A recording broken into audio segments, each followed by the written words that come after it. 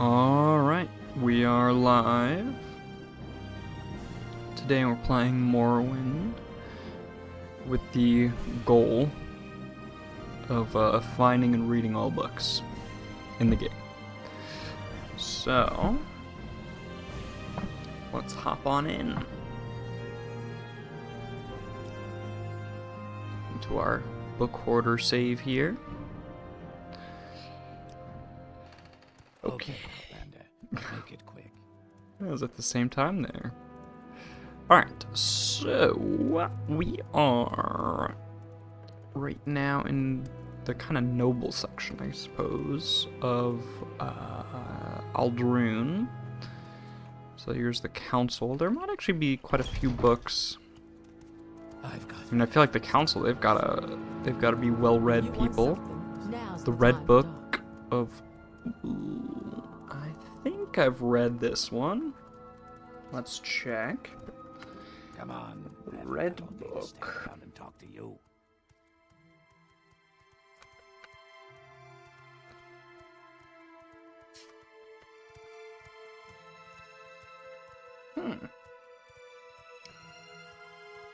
Oh, right. Go on the back here. Okay. No, I don't see the Red Book on here. Speak, traveler. So it seems we haven't read that one yet. Alright, well, this is something to consider a little bit. So last time I'd mentioned that I wanted to do a little bit of effort into making my character a little bit stronger, because I haven't done any leveling. I'm still level 1. All I've done is read books. Which, I mean, that's good. I've gotten to read a lot of books. But I feel like eventually I'm going to have to go to some ruins. And I'm going to be in some fights. Maybe I'll have to steal some books. Because I do also want all the books. I don't want to just read them. I do kind of want all of them. It's quite a bit more challenging though. But so I thought, since I have a bit of a weird sore throat kind of today, I might do a little bit more looking for ways to get myself a little bit better set up. Like one of the things that I was thinking of doing, right, when I created the character, was leveling my sneak and security and like my speed. I don't think it's in the major skills, but you know, that kind of stuff. I think it's in the minor skills, yeah, athletics. I have no clue how to level those, other than just jumping around and sneaking a bunch, which seems very slow compared to the super quick ways I know how to level magic. So, I'm thinking maybe the better way to get really high sneak and really high speed is just to enchant myself some gear that gives me really high speed and really high enchant and really high sneak, rather than actually leveling that. Because I'm pretty sure leveling enchanting is quite a bit easier, maybe. But anyway, let's snoop around a little bit more, and I'll read at least one book to start off. Might end up being the Red Book that was at the front there, if I don't see anything else that looks mighty interesting. Yeah, I think I'll just read the Red Book. Lots of chambers here. Yeah, let's just go with the Red Book. I feel like I've read it before, though. Which seems kind of odd to me, because, I mean, I guess I just... I don't know. Maybe I didn't write it down? It seems unlikely, but... oh well. Come on. Got little hand spots Stand around and talk to you. all over the place, don't they? Alright. Let's see. It's a bit of a maze here, so hopefully I can find the red book again. Here it is. Come on. I haven't got all day to stand around and talk to you. Okay. So let's go ahead and note down that I'm reading the red book.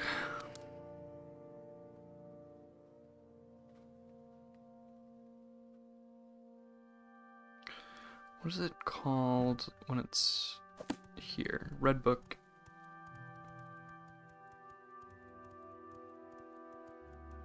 Of 3E 426. Cool. Alright. Time to read. Red Book of Great House Redoran. Wait, hold on. Okay, I was worried for a sec my mic wasn't on. That would have been embarrassing, but we're good. Alright. Red Book of Great House Redoran. The Red Book is a yearbook of the affairs of the Redoran Council of the Vardenfell District for the Third Era 426. It lists the current members of the council and their residences. It also chronicles significant events and council actions for the year. Councilors of House Redoran. Vardenfell District, Imperial Era 426. Archmagister Lord Bolvin Venom, by grace of Alm CV, Chief Counselor of Redoran Council, Vardenfell District, Lord Aldrune of Bolvin Manor, Manor District, Aldrune District of Vardenfell, Province of Morrowind. Master Lord Minor Erebar, by grace of Alm CV, Honored Counselor of Redoran Council, Vardenfell District, Lord of North Gash of Arbor Manor, Manor District, Aldrune District of Vardenfell, Province of Morrowind. Bit of a mouthful for all these guys, I see. Master Lord Hlarin Ramaran, by grace of Alm CV, Honored Counselor of Redoran Council, Vardenfell District, Lord of Westgash of Ramaran District, Manor District, Aldrune District of Vardenfell, Province of Morrowind. Mistress Lady Brara Morvain, by grace of Alm CV, Honored Counselor of Redoran Council, Vardenfell District, Lady of Master Gon of Morvain Manor, East Aldrune District of Vardenfell, Province of Morrowind. Master Lord Aethan Serethi, by grace of Alm CV, Honored Counselor of Redoran Council, Vardenfell District, Lord of South Gash of Serethi Manor, Manor District, Aldrune District of Vardenfell, Province of Morrowind. Master Lord Garissa Lithri, by grace of Alm CV, Honored Counselor of Redoran Council, Vardenfell District, Lord of the North Ashlands of Lethri Manor, Manor District, Aldrune District of Vardenfell, Province of Morrowind. Whew, I think we've gotten through the names. Alright. Council Affairs of Note. King Hlalu Athan Lethan, High Counselor and Lord of Morrowind, imposes favorable tariffs on Flynn, an imported fortified imperial alcoholic beverage. The council protests the continuing burdensome tariffs on the native beverages of Sejuma, Grief, and Sheen. Smuggling and organized crime have become increasingly aggressive and violent in the Redoran House districts. The councilors blame local corruption, weakened enforcement, and aggressive competition between the Thieves Guild and the Amona Tong. An unfortunate tax revolt in Balmoral was put down after significant property damage and loss of life. The council warned that such disturbances might spread to Aldrune if the heavy burden of imperial taxes were not alleviated. Got some tax issues, too high taxes, makes sense. Nobody likes taxes. And then we have the guide to Aldrune. Okay, so we got a little bit of a map. Here it is. Near Caldera and Gnarmak over here. Gnarmak's kind of interesting. A bunch of like smugglers, very poor looking town. I mean, I guess it makes sense since it's on the Smuggler's Coast. There's the Ghost Fence and... Huh. I didn't... Oh wait, no, I'm thinking about a different fort. Yeah, Buckmouth Fort is right next to it. Principal districts of Aldrune. Aldrune is the district seat of House Redoran and one of the largest settlements of Vardenfell. The three principal districts are Aldrune Town, Aldrune Underscar, and Buckmouth Fort. Aldrune Town is a large settlement in the Redoran village style, built of local materials with organic curves and undecorated exteriors. Inspired by the landscape and by the shells of giant native insects, most guild halls, corner clubs, and merchants are sited in the southwest corner of town, convenient to Westgate and Strider Port. While the temple is located on high ground to the east and surrounded by a residential section. Aldrune Underscar is the most distinctive architectural feature of Aldrune, a manor and council district, sheltered beneath the shell of an ancient extinct giant crab. The large carapace encloses a central dome from which radiates the entrances to the Redoran Council chambers, the manors of the Redoran Councilors, and shops of a few upscale merchants. Buckmouth Fort is the Imperial Legion garrison for the district. The strong walls and towers of this western fortress lies a short distance to the south of Aldrune Town through the south gate behind the Mages Guild. Services. House Redoran services are in the Council House and Councilor's Manors of Aldrune Underscar. The Aldrune Temple on the east side of town provides services for temple worshippers. Buckmouth Fort offers services to the Imperial Legion and devotees of the Imperial Cult, including an Imperial Cult altar. The guild halls of the Fighters Guild and the Mages Guild are near the south gate. Pricey but high-quality clothier, alchemist, and enchanter shops are under Scar as well. Commodities at reasonable prices, but with smaller selections, are available from the smith, clothier, trader, pawnbroker, and bookseller near the entrances to Aldrune Underscar. The Aldscar Inn and the Council Club Corner Club are found to the west, near the West Gate and the Silt Strider Port. The Rat in the Pot Corner Club is in South Aldrune, near the guild halls. Notable figures. All 6 Redoran councillors, Brara, Morvain, Lauren, Ramaren, Ethan Sorethi, Garissa Lathri, Minor Erobar, and Bolvin Venim have manor residences in Aldrune Underscar. Edwina Albert is the Mages Guild Steward, and Perseus Mercius has recently become the Fighters Guild Steward. Old Methal Suran is an eminent temple priest and scholar. Reyesa Pulia is a commandant of Buckmouth Fort, but Imsim the Dreamer is the chapter steward. The Redguard Heen is priest of the Imperial Cult. Goran Andoris is the guild steward of Morag Tong, whose guild hall is found in Aldrune Underscar. Did not know that. That's interesting. Travel and transportation. Roads lead northwest to Margon and Gnissis villages, and by a circuitous western route to Caldera, Balmora, and points south. The road to Balmora swings northwest to avoid the barren wastes and curves around towards the west until it heads south again to Caldera. Between Aldrune and Caldera are many side paths. Watch for signposts or you'll get lost. The Siltstrider Port is along the western town wall, north of the west gate. Siltstrider services go from Aldrune to Balmora, Gnissis, Cool, or Margon. Guild guides at the Mages Guild teleport you to Balmora, Vivek, Caldera, and Sadrithmora for a modest fee. Gnarmok is a long and exceptionally unpleasant walk, west to the coast and then south. There are no trails or marked routes. Casual travelers, ill-equipped for the attacks of wild beasts and brigands, should keep on to the roads and travel services. Okay. So that's kind of interesting. I did not know the Morag Tong were so publicly just there, right? Because, like, the Morag Tong, that's like the Assassinations Guild, right? Which, I mean, I guess they do have approval to operate, like the government, they have government approval to operate. But like in comparison with the Dark Brotherhood, with the Dark Brotherhood just has to hide their base and they're very secretive. The Morrowind, they're just like, oh, this guy's, I mean, where did it say it? I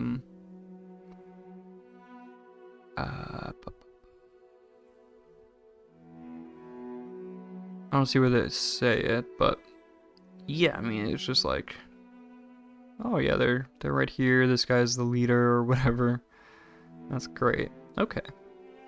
Speak, traveler. Interesting. Okay, wait, actually, I should probably write that down as well, because it technically counts as a book, even though it's just, I mean, scrolls count as books by technicality.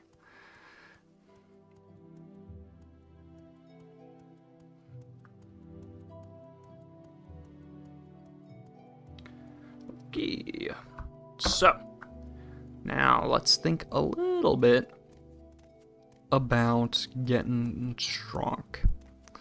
So the easiest way, I think, would probably be trying to get enchanting leveled and alchemy. Enchanting and alchemy are very strong. They're good to level almost always.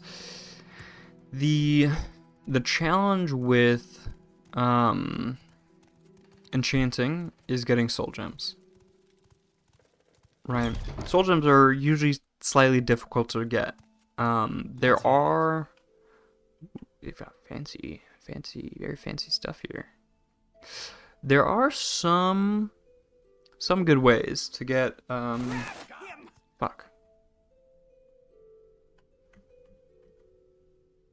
Let's load back here. There are some good ways to get soul gems easily. I'm pretty sure there's one merchant that automatically refills her inventory whenever you like click off and on of her. I don't remember where she's at though, to be honest. I don't remember at all.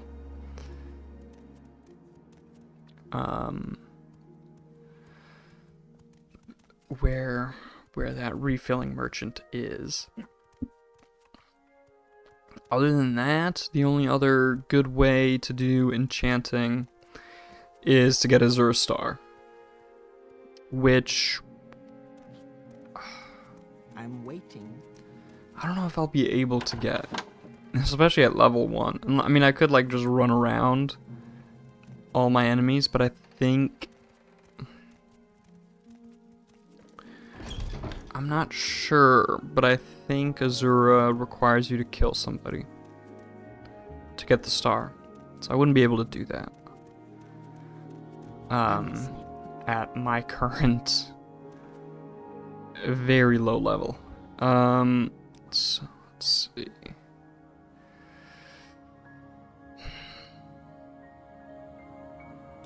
So how do I want to go about this then?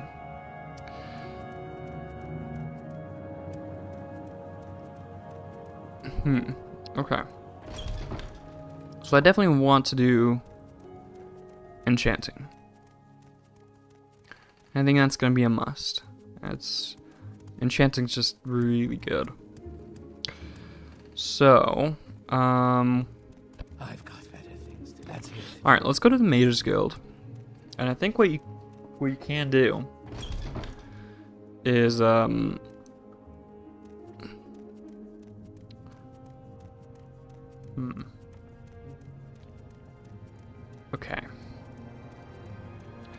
What I need is I need to be able to regen my magic, because the magicka doesn't regen on its own. You either have to sleep, which is, you know, takes a while and it's annoying. So I need alchemy to regen my magic, and then I need some kind of summon spell.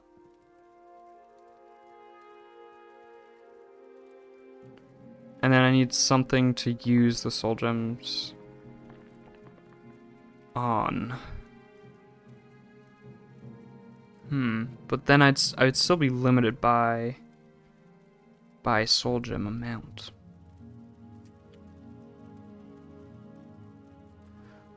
Let's see. Because I'm trying to think. Because yeah, so if I go to, if I remember correctly, if I go to the temple in Balmora, I can, one of the, it's split between two priests. But there's two priests there that each sell one ingredient to a, I think it's Fortify Intelligence, which is similar enough.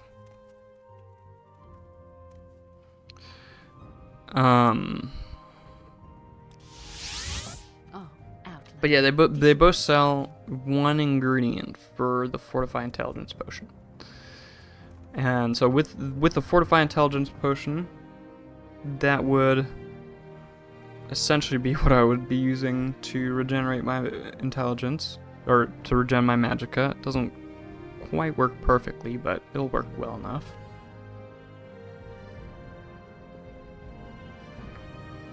So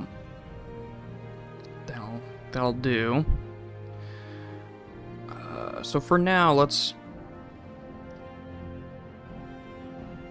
do a little bit of alchemy first. So this gives you restore fatigue potions, hound meat, and quama eggs, I believe.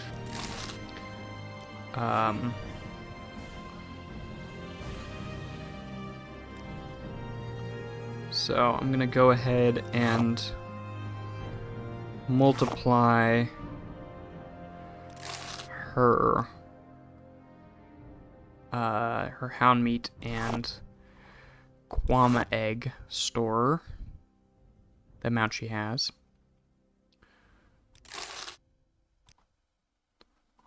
So that it'll be a bit easier to just stock up on a bunch. Alright, so I'll do one more round of this. So she'll be up to 40 quama eggs and 40 hound meat after this. And just to make it even, I'm gonna make it go up to 50. But to be able to do that, let's do this. And we'll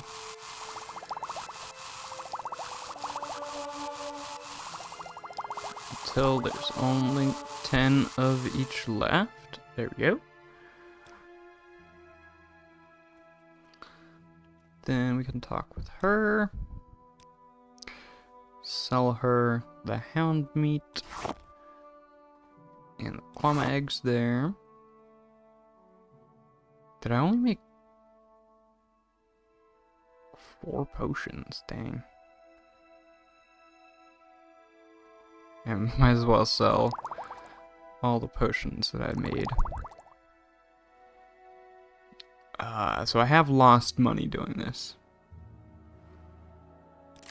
But that's just because my alchemy is super low.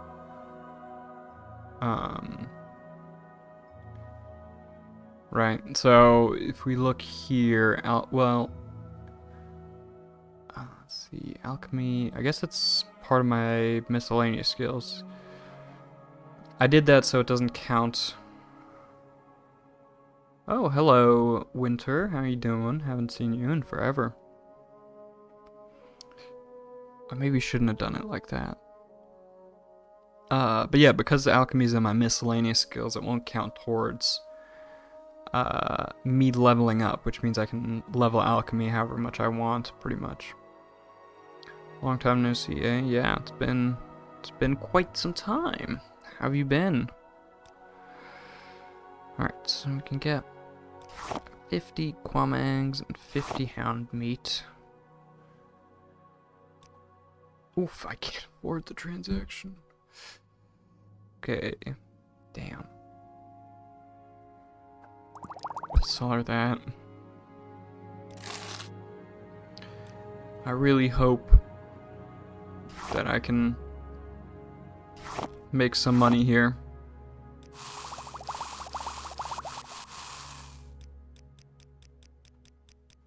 Alright, I can just do 50 here. So I made 4 more potions. And my alchemy increased. So now I can see how much will she buy my potions for.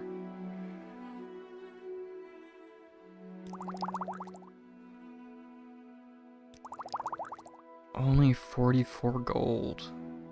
Oof, yeah. My alchemy is too low. So, I'm not making enough potions to earn any money here.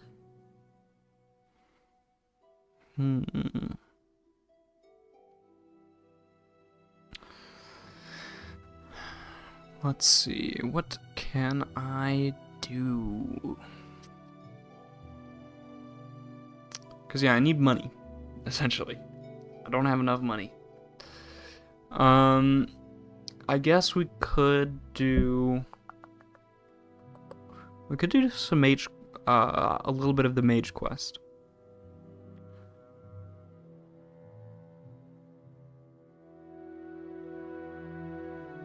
Good, and having a soccer tryout tomorrow at 9 a.m. So I have to play like Franz Beckenbauer tomorrow so I don't join a shitty team for the summer season. Oof. Yep, lots of pressure there. I'm sure you'll do well.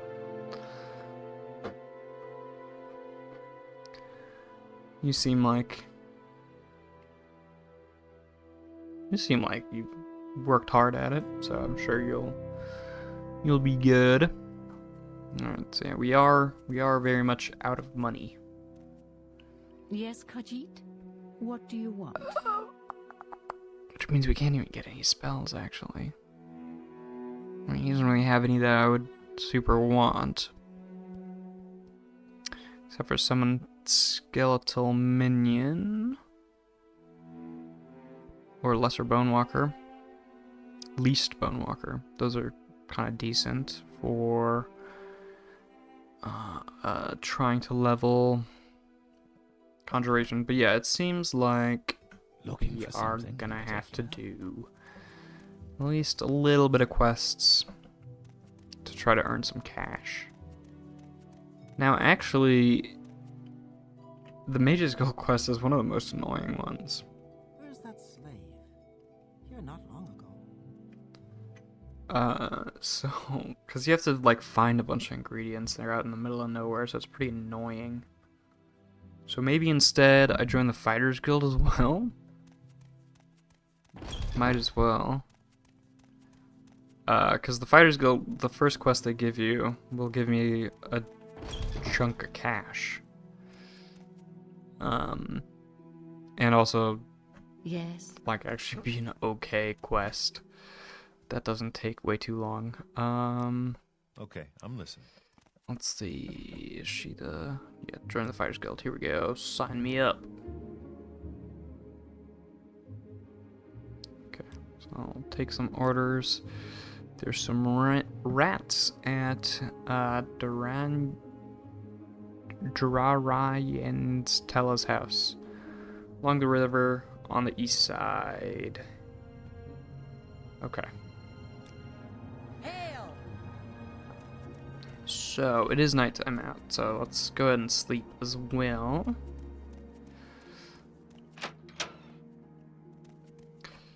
And yeah, so this should give us at least a little bit more cash to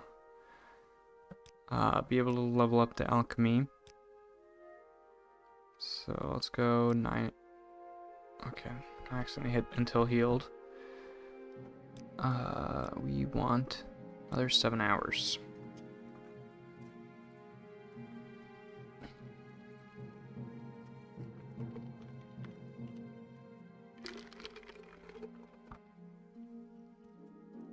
I feel like it's been a while since I read a book in the game, so Let's see if the Fighters Guild, before I do the quest, let's just check if they have any books. You want something, friend? They've got a silver and a wooden staff. Fun. Fighters Guild Charter. Not the most exciting book, but we'll go ahead and read it. And write it down.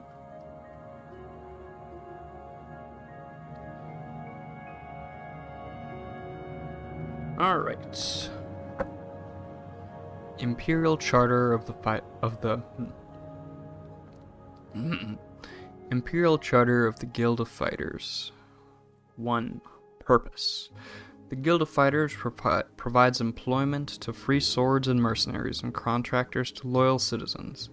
Citizens may contract with the Guild for the removal of creatures and pests, the delivery of goods on dangerous roads, the collection of beasts for the arenas, and other duties defined by the Guild stewards. 2. Authority. The Guild of Fighters was established under the Section 4 of the Guilds Act, and this charter was first confirmed under the Patente Versidu Shai in the 321st year of the Second Era. 3. Rules and Procedures. Any member of the Guild of Fighters who strikes or steals from another member shall be expelled from the Guild. Readmittance is at the discretion of the Guild stewards. Citizens who contract with the Guild of Fighters and have a dispute may appeal first to the Guild steward who accepted the contract, and second with the authorities of each province. 4. Membership requirements. The Guild selects candidates who are strong and healthy. A candidate must have proficiency with long blades, axes, blunt weapons, and shields. Guildsmen must be able to use and maintain heavy armor. Applications for membership. Candidates must present themselves to the steward of the guild hall for examination and approval. Attachment A. Fighters Guild. Chapters in Vardenfell District, Province of Morrowind. Chapters are established in guild-owned freestanding guild halls in the towns of Aldrune and Balmora. The chapter in Sadith Mora is established in Wolverine Hall under lease from the Telvanni Council. The chapter in Vivek is established in the Foreign Quarter under lease from the Tribunal Temple. So, how's it going for you? It is going pretty good for me. Nothing to complain about, really. Alright, that's the only book in the Fighters Guild, it seems. Unless I missed one somewhere. But I think that's probably it. The fighters probably don't want to read all too much. Let's see. There could be something upstairs.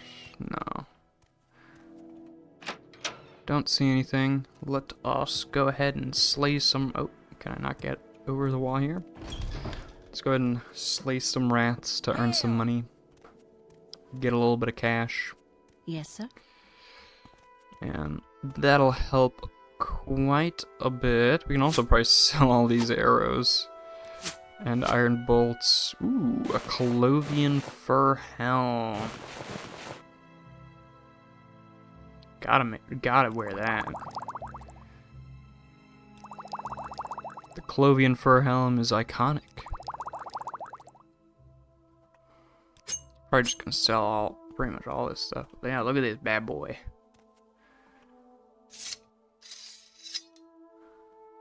Great helm right there. Alright. So...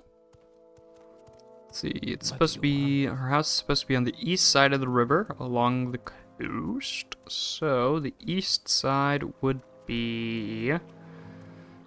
on that side. How's it going for you? Oh, did you not hear me just now? It's going pretty good. Nothing to complain about.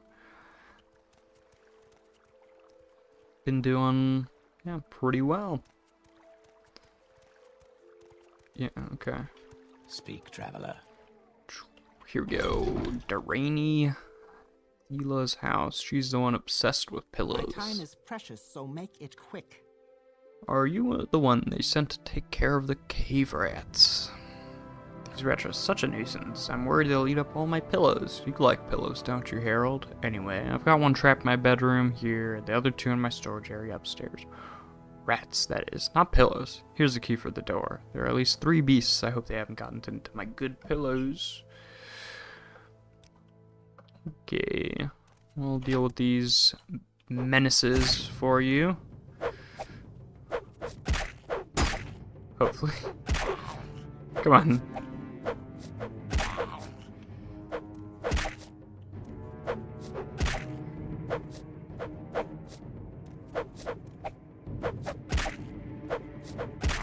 What the fuck? I didn't hit them one time.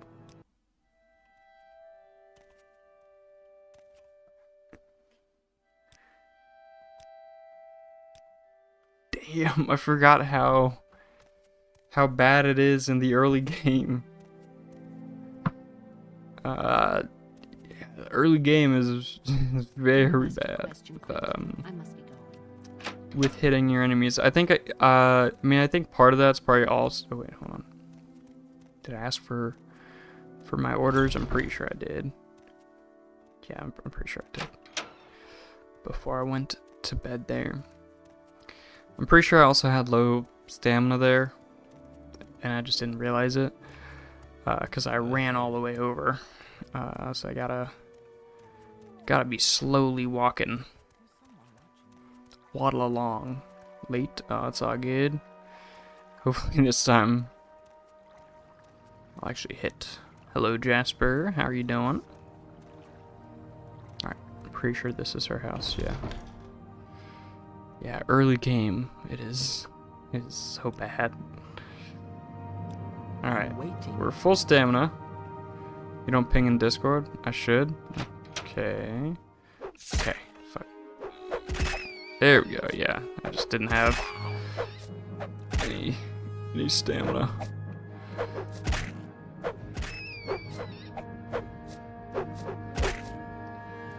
Ah, the rat's gonna kill me. Fuck. That's so embarrassing. Oh man. Morrowind early game is quite tragic.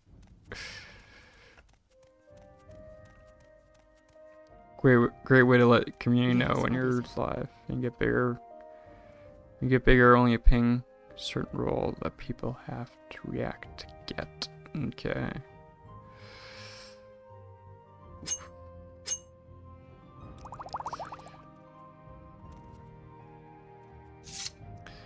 Man. You could easily help set that up. Okay. Well. Yeah, like I said, I'll get back to you on all that. Even have the bot do the pinging. Yeah.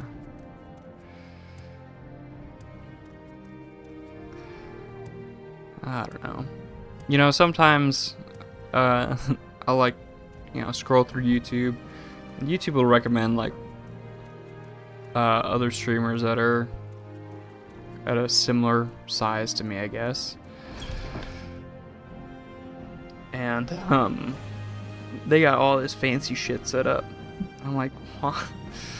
And it always is like, damn, they've got all this stuff set up, and why though?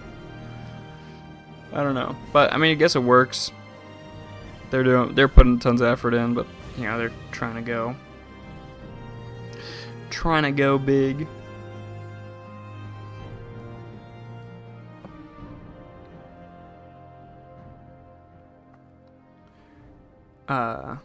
I like how you're no face cam, no overlays, no BS over the game. I mean, that's just because I don't know. I'm not putting too much effort in it. Just the game voice and the chat the way it should be. I don't know. I mean, Make it quick, Outlander. okay. Fucking rat. Oh, fuck. Come on.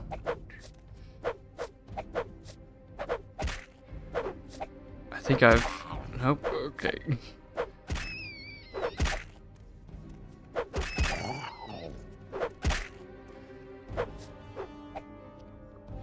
The rats.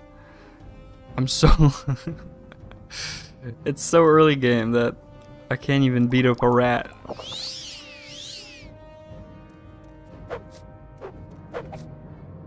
Oh, fuck. Come on. Yes. I beat up the rat. Some streams only like 7% screen is streamed. Then when you're chatting on desktop, only 60% of YouTube is the video. Damn, that is tiny.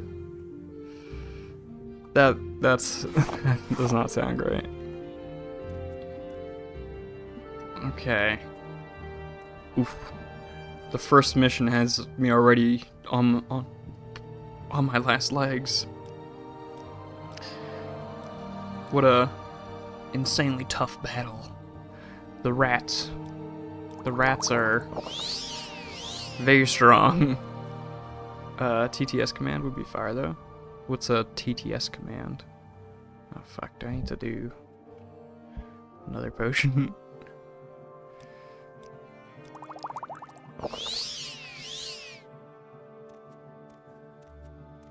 There's all our pillows. Ooh, okay. Oh, dude, Lessons of Vivek, hell yeah. Oh, she's got... Ma'am, your taste in pillows is quite odd, but Make it quick, your book Outlander. choices, pretty good. If you start your message with a command most of the time, TTS, use text-to-speech to read your messages out.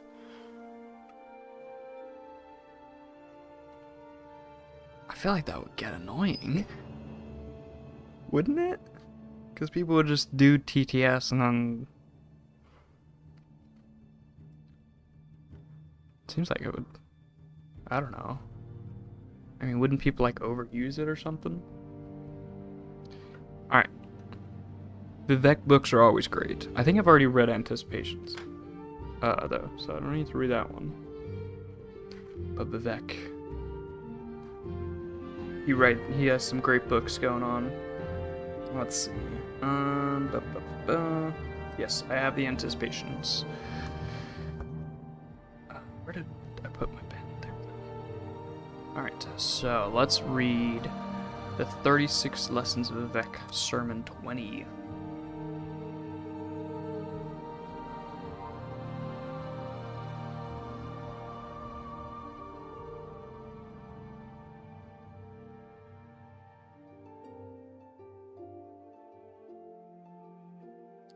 Yeah, it depends. Some streamers have a lock behind channel points, which is smart, but I don't think you have that privilege.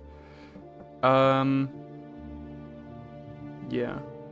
I mean, I know there's like some monetization thing that happens when you get like 500 subscribers. Might be that. I don't know. Alright, time for...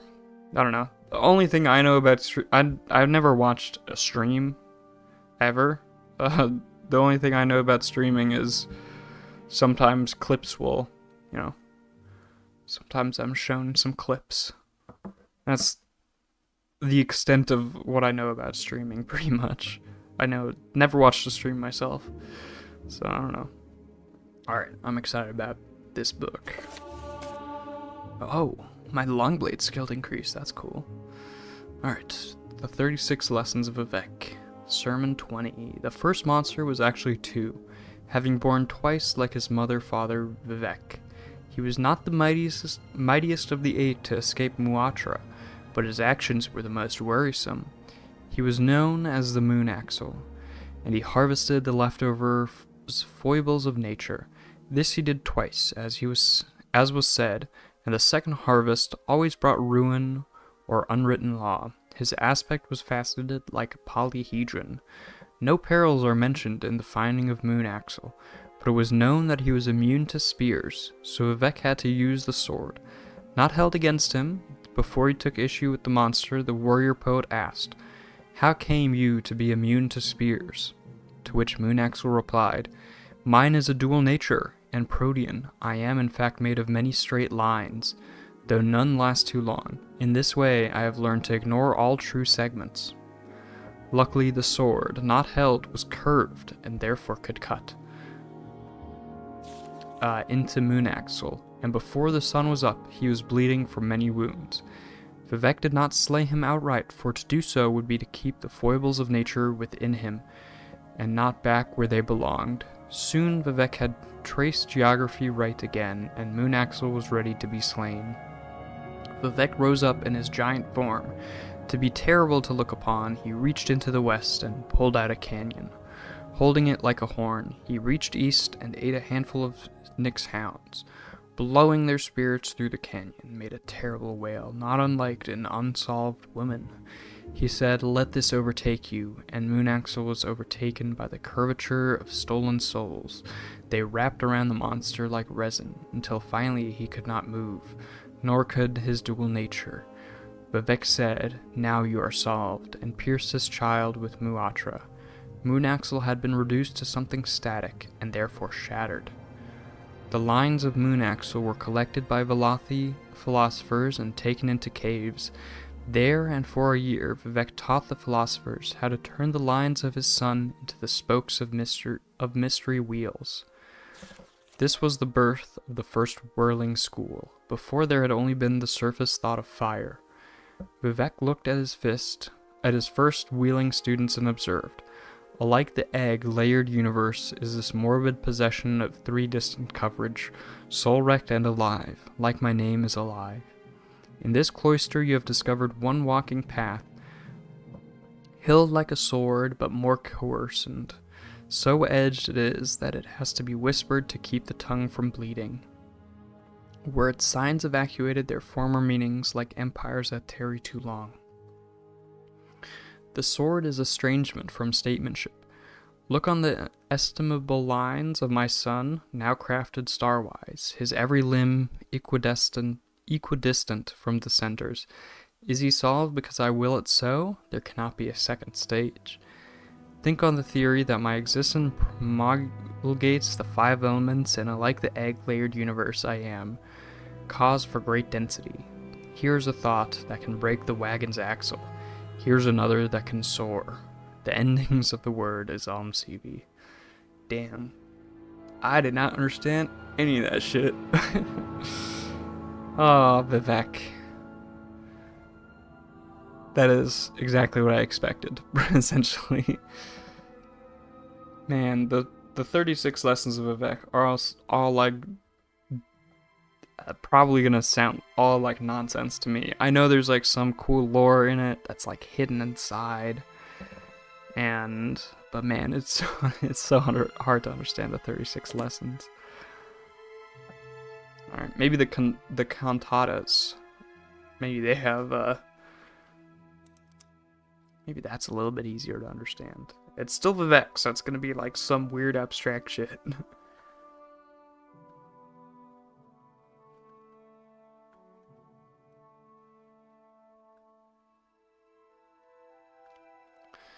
Alright, let's check it out. The have I read this? Oh yeah, no, I have. Damn. Yeah, I've already read this one. All right, well, we've read one more book. That's always good.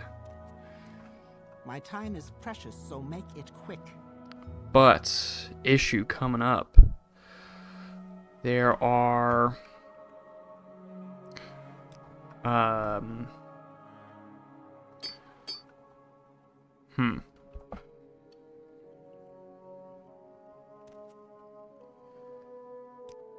There we go. Bit of an issue coming up. There's 2 rats in the next room.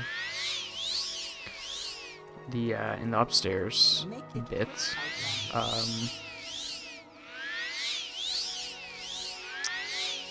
I do not know if I will survive this encounter.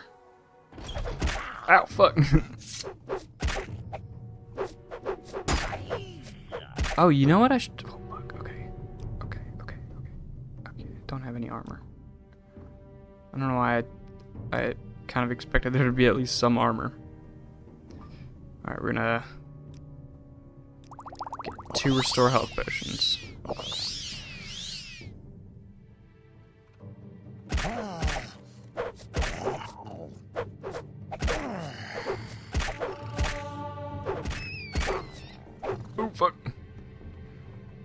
Drink a standard restore health.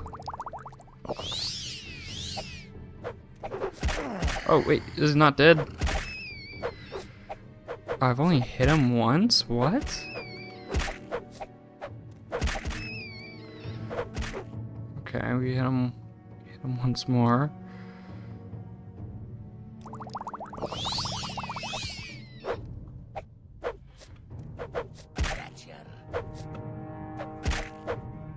Come on. Come on.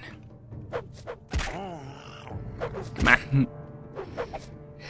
Hit the rat. I'm missing all my attacks. Woo. Well, my unarmored is being leveled very quickly here. Ow, fuck. I didn't pay attention. Okay, so it seems like we're even too weak to fight against rats. I don't know what I can do about that. Oh, Outlander, did you want something? Yeah, we pretty much don't stand a chance against anything. We need to figure something out. Talk is free. What do you want? Because if I can't even fight a simple rat, how am I gonna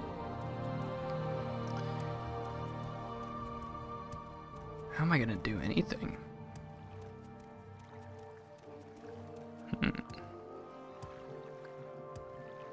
Alright, we'll just have to try again. I don't know what else I can do. I mean, I could just keep going around and just focus completely on the books and not worry about any other aspects of the game. Speak quickly, Outlander, or go away. But I don't know. I feel like at some point I'm gonna need to have, you know, at least some combat ability.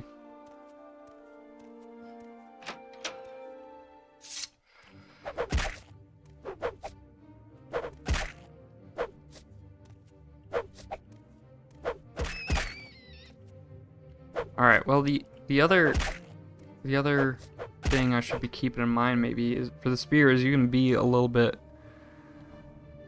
further away from your enemies with the spear. Quick, Outlander.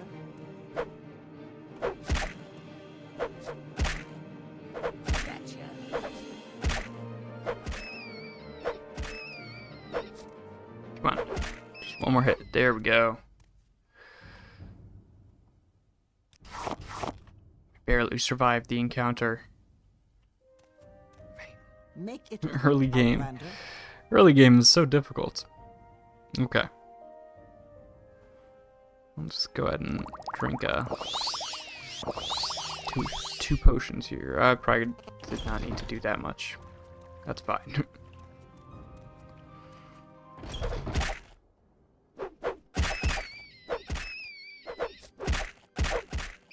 Ooh, we got kind of lucky there.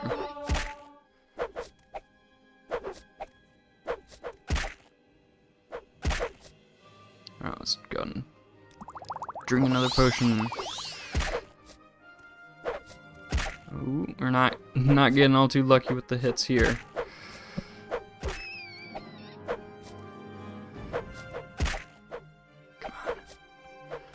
Come on.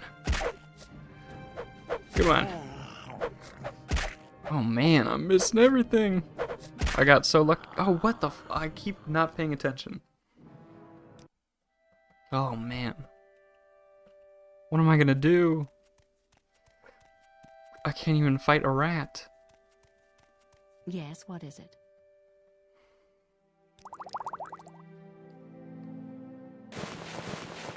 This is unbelievable. I can't believe I can't even beat up a rat. How can this be? Make it quick.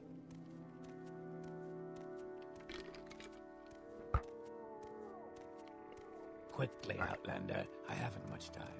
I've just got to do this at least once. I can't feel like I can't move on from this until I've beaten these incredibly strong foes. I'm waiting. Do I have any magic that would help me here?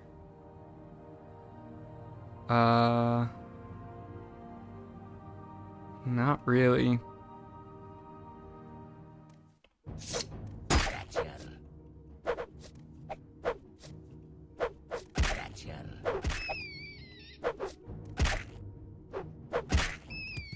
Okay. We got one.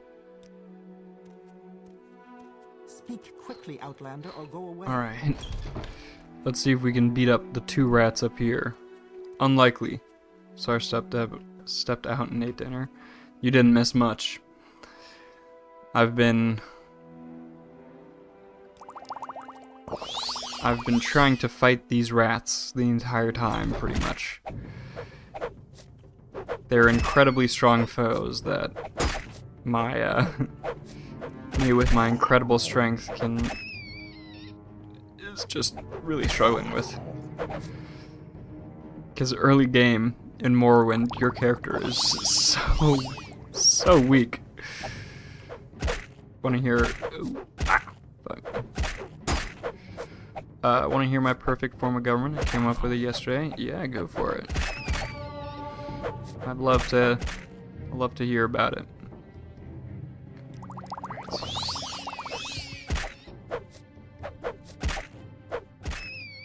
Yes, we hit him once.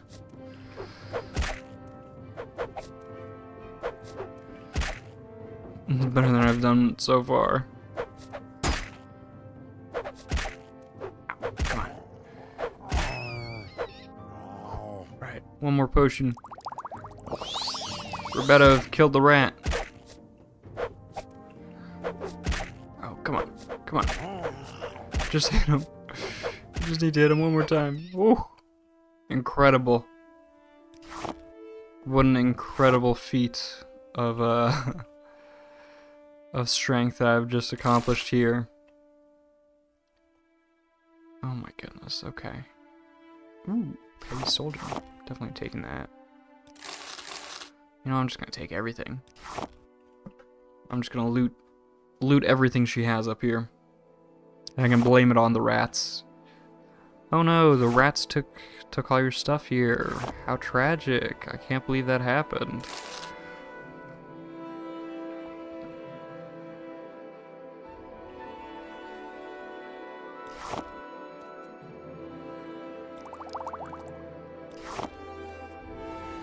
IQ test given to everyone. If you score less than 100, you're not allowed to vote. Okay.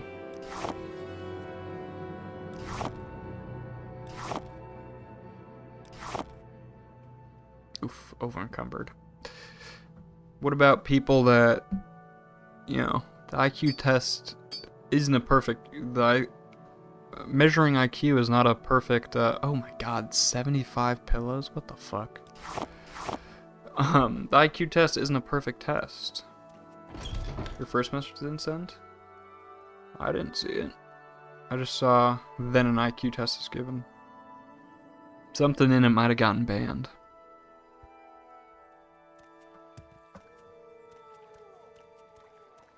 Alright, ma'am, don't worry. I've taken care of your rat infestation. You should reward me for my incredible feat. Anything you wish, Harold. Getting rid of every form of government we have right now. Keep the U.S. Constitution, those immense things, but nothing else. Okay.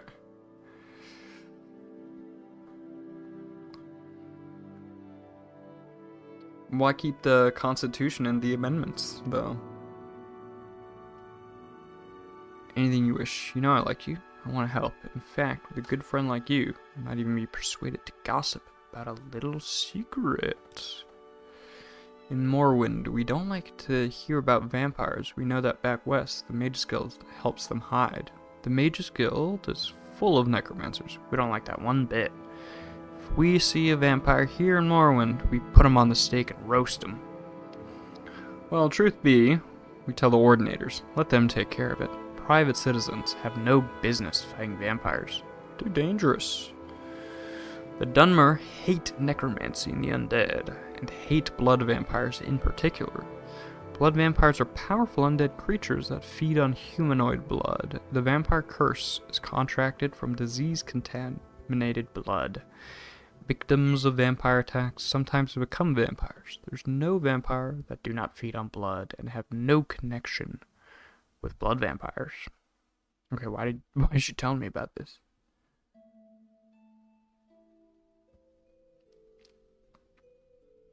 Those are pretty base. Nothing in there you don't agree with, and will keep the king from doing dumb stuff. Well, I think there's something against kings in the Constitution and amendments.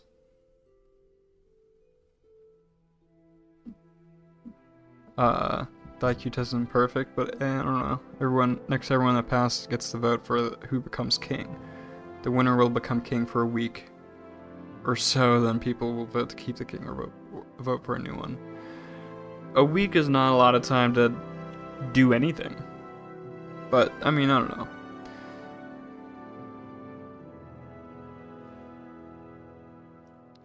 And, voting that often will probably give you voters fatigue.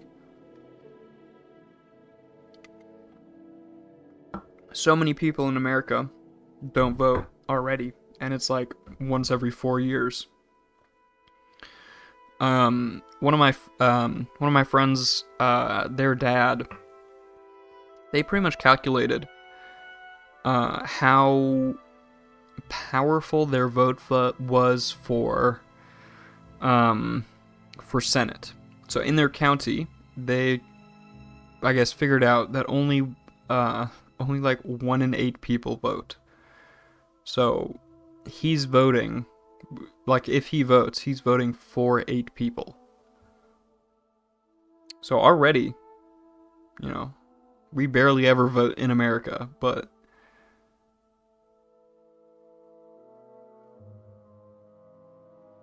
I don't know, not a new king every week, just the first time. Then the king gets to stay until he dies or does something stupid enough for the people to get rid of the new king. Then what's the weekly vote or monthly vote for?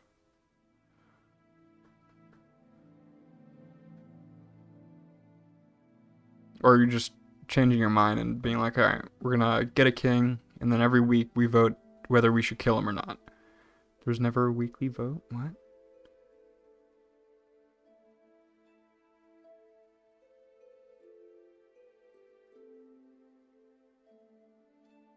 You said the test isn't perfect. Next, everyone that passed the test will get a vote for a person to become king. The winner will become king for a week or so, and then the people will vote to keep the king or vote for a new one. That's a weekly vote. The people vote, then king stays for a month, then people vote yes or no. Not to vote for a new person. Okay, but if they say no, then they have to find a new person.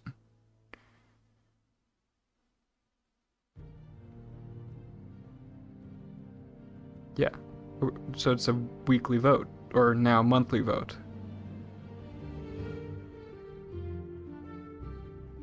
I mean, I don't know. I don't know anything about politics, really. If they vote yes, then the king stays. Well, yeah, but it's a monthly vote. I don't know much about politics pretty much at all, so I don't know.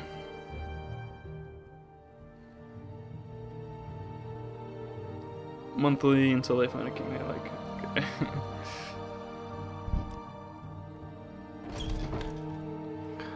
I don't know. I'm pretty sure it's just impossible to find a system of government that works perfectly.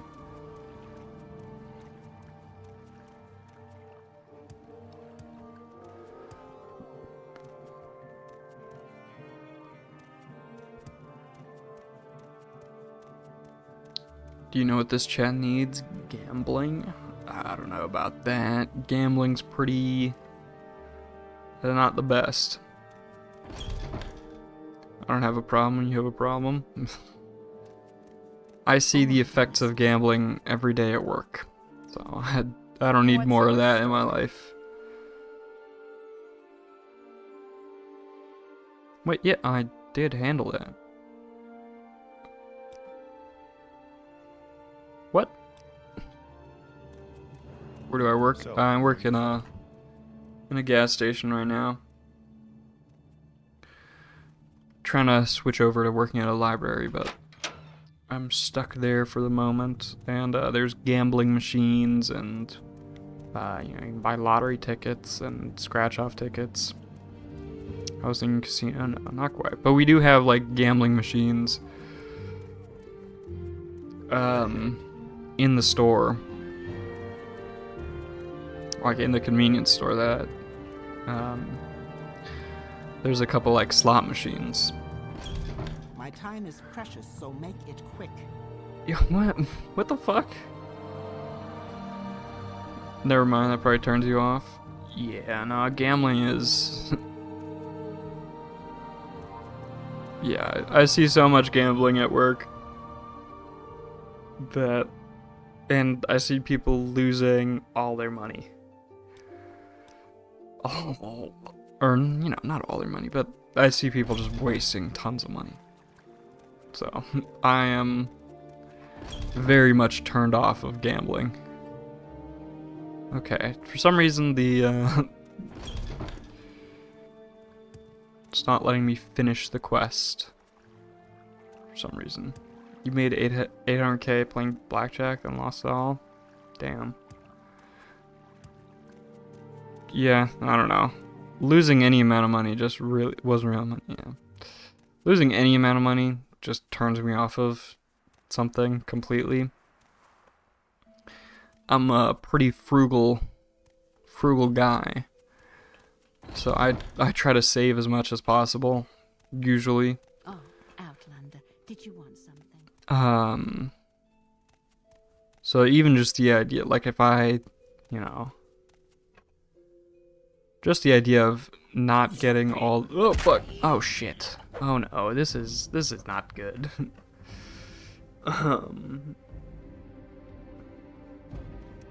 Okay, how am I gonna do this?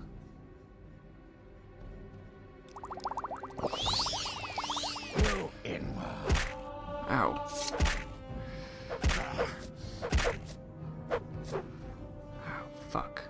This is not good. Not good. Saving is cool, but bad to do inflation make your money less valuable. Gambling, however, is how you beat inflation. Yeah.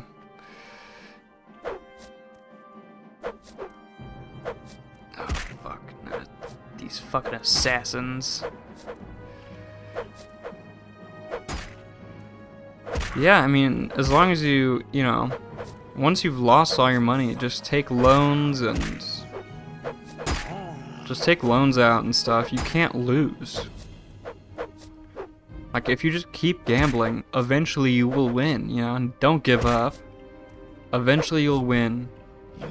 You'll hit big. And then all your money problems will be solved. Oh, fuck, that did so much damage. No, I promise I'm not an idiot. I know. Oh, fuck, okay. I took so much damage there. Damn. That throwing star or whatever does so much damage.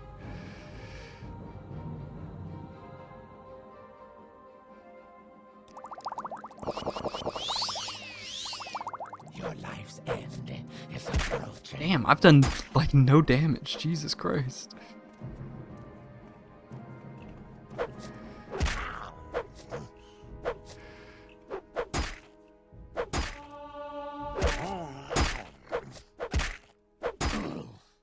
%of big rollers give up before their big win. Exactly. You know that meme where the guy's like mining for diamonds and then turns back too soon?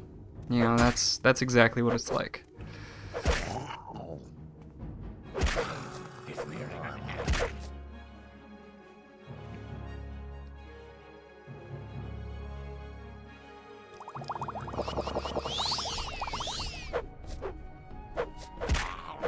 Come on.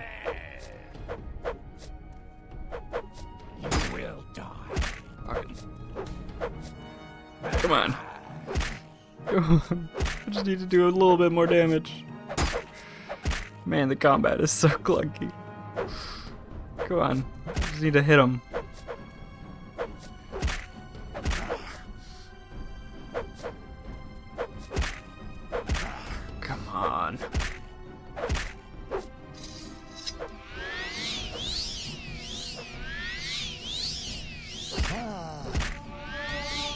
You're not gonna help me out? There's a fucking assassin right there, and they're just gonna stand by and do nothing. In the survey, I used dice bot to roll a d100. I got 69. How many times do you think I rolled? Math says 100 times. I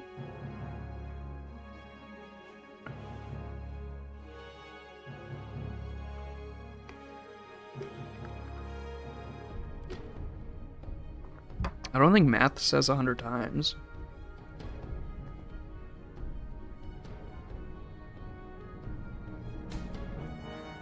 Because math wouldn't say 100 times. Every time you roll, it's a 1 in 100 chance to hit 69.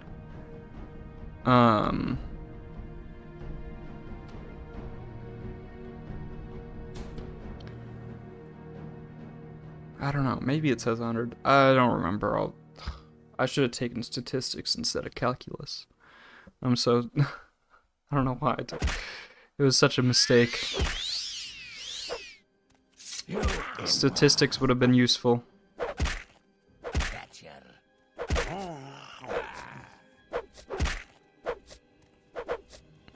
I can't believe the Fighters Guild here is not going to help me out with this assassin. Hunter said, I guess he's saying 100, therefore, if you add 100... Dirt, everywhere. Dirt. I mean... Well... It would be it would be 100 times if every single time that you rolled the die...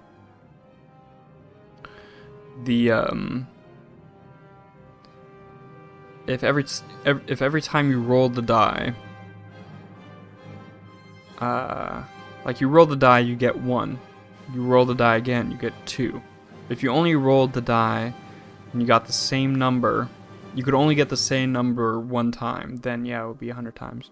But since you can get 1 multiple times in a row, I don't think it's 100. It was a guaranteed different numbers, is what you're saying. Yeah.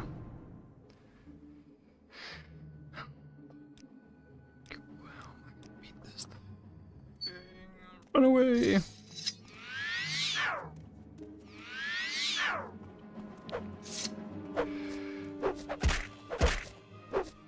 Now you die. How the fuck do you do this? Everything at low level is just too strong.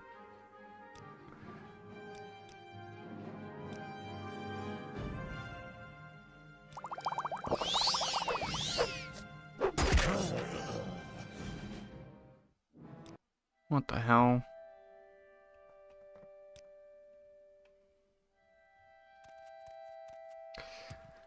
But how many times did it take you to get 69?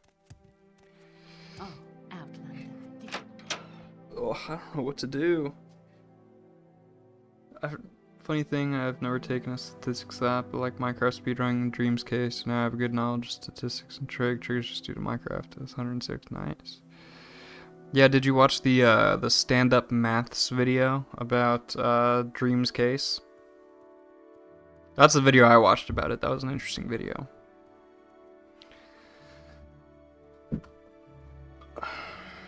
That's the only reason I knew about the thing with Dream is because stand-up maths made a video about it. Stand-up maths is a really cool channel, actually. I don't know. Outlander, what do you want?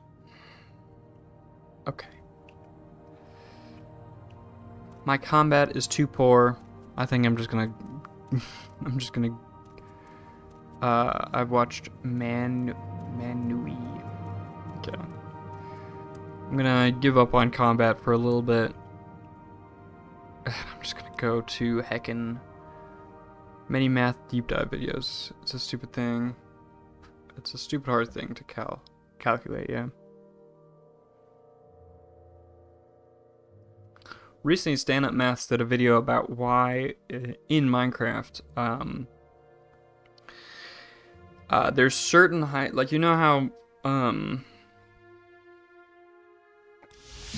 Watch your step. typing's your strong suit, yeah. There's certain heights at which, if you, like, you know how if you're in a boat in Minecraft, you can fall down like a bunch of blocks and you don't take fall damage. At certain heights, I think it's like 13, 50 something, 100 something, 200 something. At certain heights, the boat breaks. 13 foot, yeah. Okay, so you already know it. Okay. Well, Stand Up Mass did a video about it. That was pretty interesting. You only know those numbers? Yeah. That's... Well, there's a video explaining why it happens. It's basically... Oh, mysticism. Did I read this one yet? Hold on. It's basically a case where... when you're converting numbers from, I haven't watched that, but yeah, the Java version is made on a shitty code base. Well, it's not. Sort of. Pretty, kinda, yeah. But basically, when you're converting numbers, like regular digits, like 1.6 or something, into binary, it isn't always super accurate. So there's an interesting thing with rounding going on, and it messes up the calculation. And then the boat, I don't know, it was this cool complicated thing, and there's a whole video about it that explains it very well, but I don't remember things. Fucking floating point rounding error again. Yeah, exactly. It's a float point rounding error. Yeah, floating points are weird. So, I don't know. Let's see.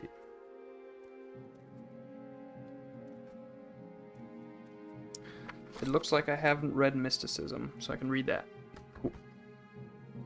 Everywhere I go, I see his face. Yeah.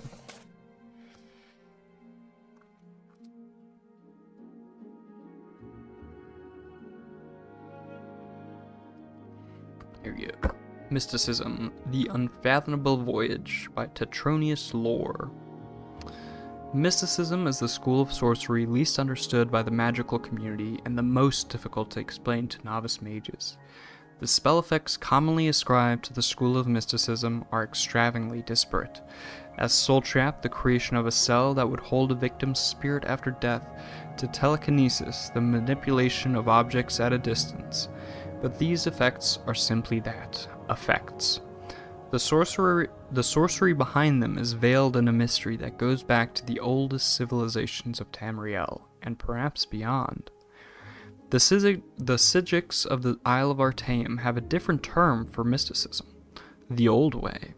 The phrase becomes bogged in semantic quagmire because the Old Way also refers to the religion and customs of the Psijics, which may or may not be part of the magic of mysticism. There are few mages who devote their lives to the study of mysticism. The other schools are far more predictable and ascertainable. Mysticism seems to derive power from its conundrums and paradoxes. The act of experimentation, no matter how objectively implemented, can influence magicka by its very existence.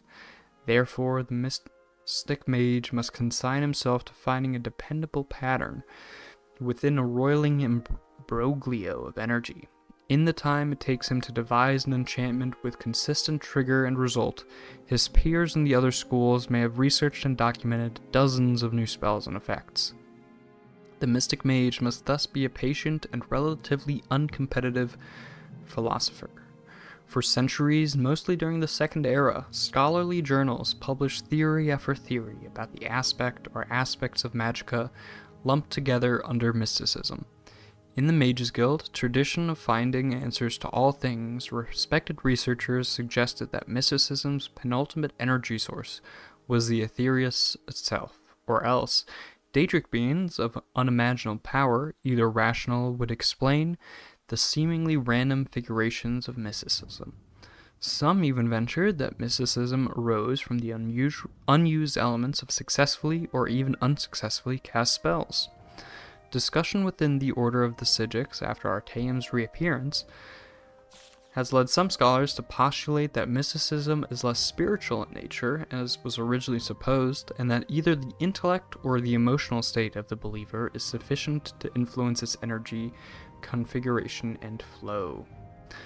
None of these explanations is truly satisfactory. Taken by itself for the beginning student of mysticism, it is best to simply learn the patterns distinguishable in the maelstrom of centuries past. The more patterns are discovered, the clearer the remaining ones become, until of course they change, for inevitably they have to, and then the journey begins anew. Try to print 0.1 plus 0.2 in Python, you get 0.3004. Yeah, it's a weird little problem. Brother is yapping. I don't think it's yapping. I think I'm reading great knowledge about the lore of the games, the Elder Scrolls series. I don't know, it's fascinating to me. I like it. I mean, this whole stream is TLDR question mark?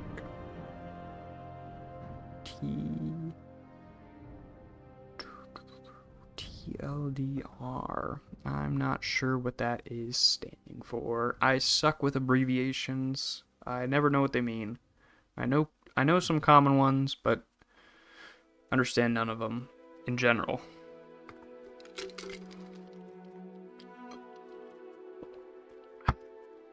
But yeah, the point of this series of streams, of my Morrowind streams, is finding every book in the game, which there's like 300 or something like that, and reading them.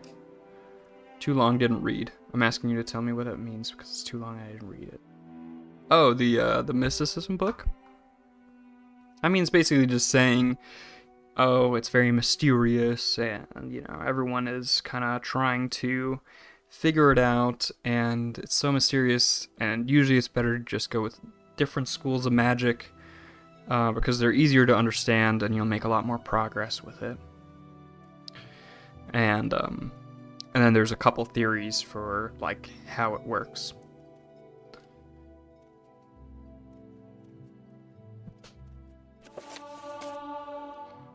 Okay. Game at dinner. And interestingly, mysticism gets removed as a category of magic in Skyrim. They just remove it because, well, technically all the categories are pretty arbitrary. But yeah, in Skyrim, mysticism doesn't exist, which is kind of funny. Or kind of interesting just to see how that progresses. They kind of slotted all the mysticism spells into different categories of magic. So like they mentioned soul trapping in the mysticism book. But in Skyrim, soul trap counts as a conjuration spell, which has a lot to do with souls in the first place anyway. And then let's see, what other mysticism spells are there? Telekinesis goes to alteration, because you're altering the world. So yeah, by Skyrim they decide to just remove it and slot all the other spells into different categories. Python is just fancy C++, which we all know is just better C, and C is just fancy assembly, therefore I've coded some high-level assembly. C++ is not better C. We all know that C is the best language. Actually, no. Rust is the best language.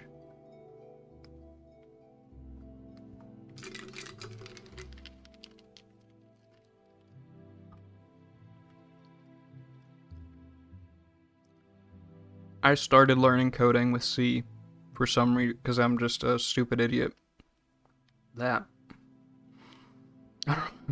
wanted to torture myself and not learn an easy language like Python. C++ is C with masochism. Yeah, it's got a lot of issues. C++. I don't know. I just went straight to C++ to C, and that's That's masochistic behavior right there, I think. Just starting with C. Oh, why did I do that to myself? And also, when I started learning to code, I didn't use any libraries at all because I was like, well, I want to learn how to code. I want to do everything myself. So I tried to code everything completely on my own. Ugh, it was the worst. It was not fun. A game at dinner. All right, let's read this one. Yeah, no, I was an idiot. Eventually I caved and used N curses, that library, which basically makes it you can make terminal applications with some graphics, with a graphical user interface. But even that, it took me a while to be like, fine, I'll use this library. But yeah, then you have me over here. I can't even write a Discord bot with Python. I'm a failure. I mean, I never got far with coding in C or Rust. The most I did was make a little game and make make a ball bounce across the screen, and I made a little calendar application, and I made a little note-taking application. Both in C and Rust, but that's it. Alright, time to read A Game at Dinner. Well, the crab language is fun. Never used it though, yeah, I don't know. It's cool. I don't know. Alright, let's read. A Game at Dinner. Forward from the publisher. The history behind this letter is almost as interesting and dark as the story it tells. The original letter to the mysterious Donain was copied and began circulating around the ashlands of Vardenfeld a few months ago. In time, a print found its way to the mainland in Prince Hlalu Helseth's palace outside Almalexia. While the reader may conclude after reading this letter that the prince would be furious about such a work, impugning his highness with great malevolence, quite the reverse is true. The prince and his mother, Queen Berenziah, had it privately printed into bound copies and sent to libraries and booksellers throughout Morrowind. As matter of record, the prince and the queen have not officially stated whether the letter is a work of pure imagination or based on an actual occurrence. The House Dress has publicly denounced the work, and indeed no one named Dayunain, despite the suggestions in the letter, has ever been linked to the house. We leave the reader to interpret the letter as he or she believes. Narscon, publisher. Dark Liege Dayunain. You asked for a detailed description of my experience last night and the reasons for my plea to House Dress for another assignment. I hope I have served you well in my capacity as informant in the court of Prince Helseth, a man who I have stated in many previous reports could teach Molag Bal how to scheme. As you know, I've spent nearly a year now working my way into his circle of advisors. He was in need of friendship when he first arrived in Morrowind, and eagerly took me and a few of others. Still, he was disinclined to trust any of us, which is perhaps not surprising, given his tenuous position in Morrowind society. For your unholiness's recollection, the prince is the eldest son of Berenziah, who was once the queen of Morrowind and once the queen of Hierarch, kingdom of Wayrest. At the death of her husband, Prince Helseth's stepfather, King Edwire, there was a power struggle between the prince and the Edwire's daughter, the Princess Elisana. Though the details of what transpired are imperfect, it is clear that Elisana won the battle and became queen, banishing Helseth and Berenziah. Berenziah's only other child, Morgaya, had already left court to marry and become queen of Somerset Isles of Firsthold. Berenziah and Helseth crossed the continent to return to Morrowind only last year. They were well received by Berenziah's uncle, our current king, Hlalu Aethin Lathan, who had taken the throne after Berenziah's abdication more than 40 years ago. Berenziah made it clear that she had no designs on reclaiming the throne, but merely to retire to her family estates. Helseth, as you know, has lingered in the court, and many have whispered that while he lost the throne to Wayrest, he does not intend to lose the throne of Morrowind at Lathan's death. I've kept your unholiness informed of the prince's movements, meetings, and plots, as well as the names and characters of his other advisors. As you may recall, I've often thought that I was not the only spy in Helseth's court. I told you before that a particular Dunmer counselor of Helseth looked like a fellow I had seen in the company of Toller Saryani, the archcanon of the Tribunal Temple. Another, a young Nordwoman, has been verified to visit the Imperial Fortress in Balmora. Of course, in their cases, they might as well have been on Helseth's own business, but I couldn't be certain. I'd begun to think myself paranoid as the prince himself when I found myself darting the sincere loyalty of the prince's chamberlain, Burgess, a Breton who had been in his employ since his days in the court of Wayrest. That is the background on that night, last night. Yesterday morning, I received a curt invitation to dine with the prince. Based only on my own paranoia, I dispatched one of my servants, who is a good and loyal servant of House Dress, to watch the palace and report back anything unusual. Just before dinner, he returned and told me what he had witnessed. A man cloaked in rags had been given entrance into the palace and had stayed there for some time. When he left, my servant saw his face beneath the cloak, an alchemist of infamous repute, said to be leading suppliers of exotic poisons. A fine observer, my servant also noticed that the alchemist entered the palace smelling of wickweed, bittergreen, and something alien and sweet. When he left, he was odorless. He had come to the same conclusion as I did. The prince had procured ingredients to prepare a potion. Bittergreen alone is deadly when eaten raw, but the other ingredients suggest something far deeper. As your unholiness can doubtless imagine, I went to dinner that night prepared for any eventuality. All of Prince Helseth's other counselors were in attendance, and I noticed that all were slightly apprehensive. Of course, I imagined that I was in the nest of spies, and all knew of the prince's mysterious meeting. It is just as likely that some knew of the alchemist's visits, while others were simply concerned by the nature of the prince's invitation, and still others merely unconsciously adopted the tense disposition of their fellow, better informed counselors. The prince, however, was fine in mettle and soon had everyone relaxed and at ease. At 9, we were all ushered into his dining hall, where the feast had been laid out. And what a feast!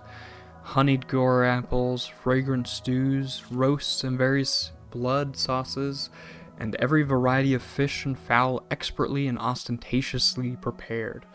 Crystal and gold flagons of wine, Flynn, Shane, and Mazda were at our seats to be savored as appropriate with each course. As tantalizing as the aromas were, it occurred to me that in such a maze of spices and flavors, a discreet poison would be undetectable.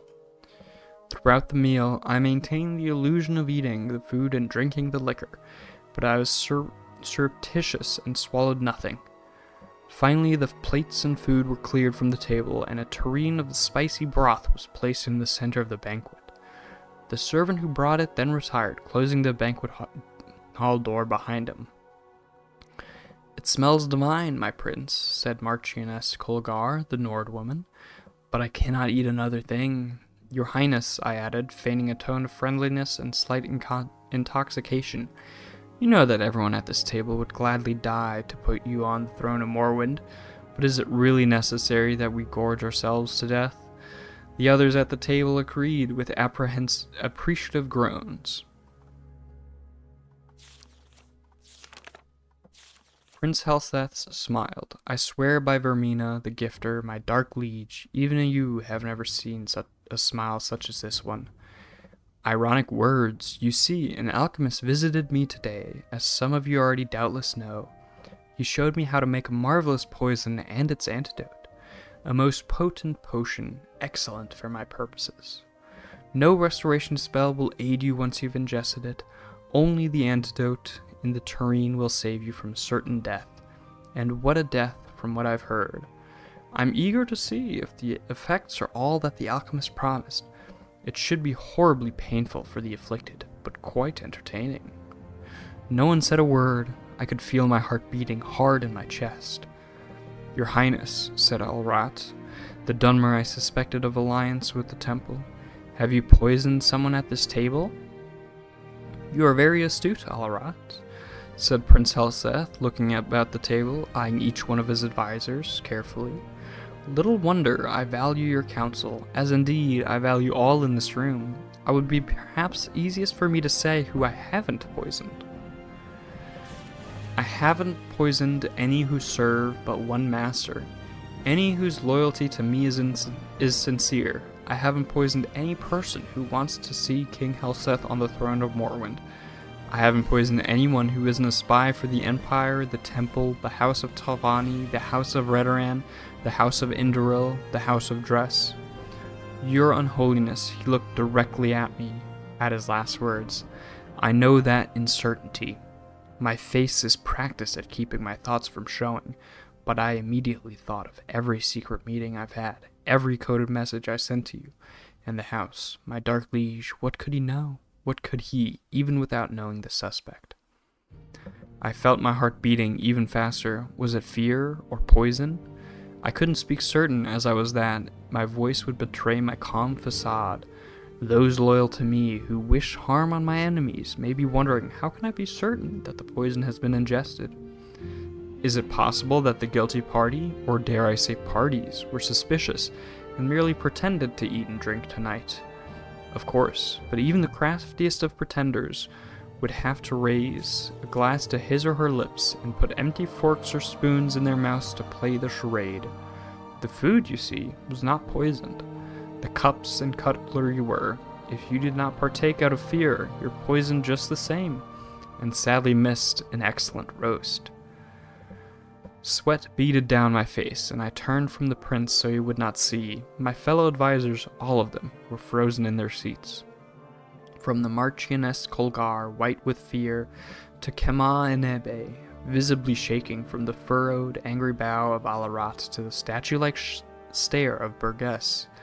I couldn't help thinking then, could the prince's entire counselorship be comprised of nothing but spies? Was there any person at the table loyal? And then I thought, what if I were not a spy myself? Would I trust Helseth to know that? No one knows better than his advisors both the depth of the prince's paranoia and the utter implacability of his ambition. If I were not a spy for the House Dress, even then would I be safe? Could a loyalist be poisoned because of a not-so-innocent misjudgment? The others must have been thinking the same, loyalists and spies alike. While my mind whirled, I could hear the prince's voice addressing all assembled. The poison acts quickly. If the antidote is not taken with 1 minute from now, there will be death at the table.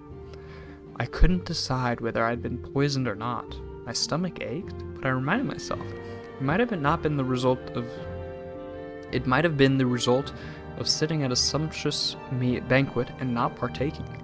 My heart shook in my chest, and a bitter taste like trauma root stung my lips. Again, was it fear or poison?